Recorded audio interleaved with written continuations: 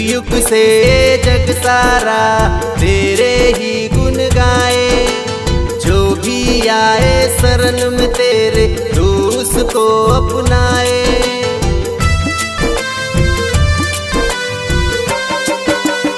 युग युग से जग सारा तेरे ही गुण गाए, जो भी आए शरण में तेरे तू उसको अपनाए।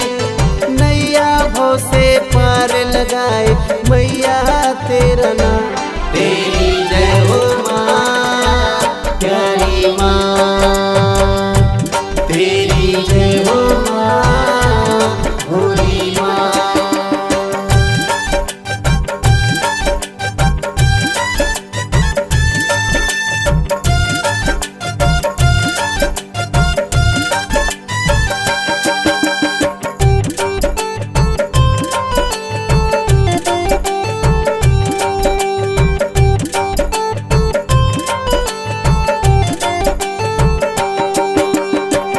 मैया हजारों है नाम तुम्हारे, कोई दुर्गा कोई काली पुकारे।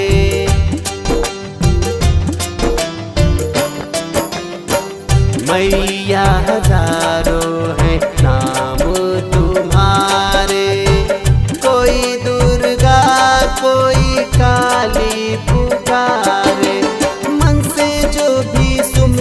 करता बनता उसका काम, तेरी जय हो माँ प्यारी माँ, तेरी जय हो माँ भोली माँ।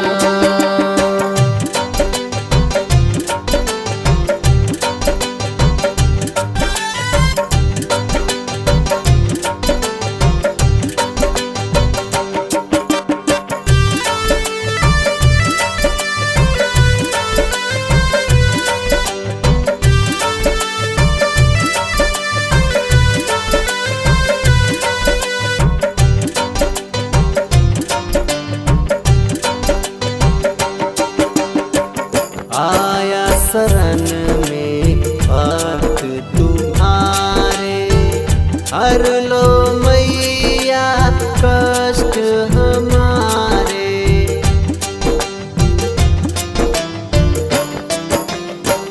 आया शरण में भक्त पुकारे, हर लो मैया कष्ट हमारे।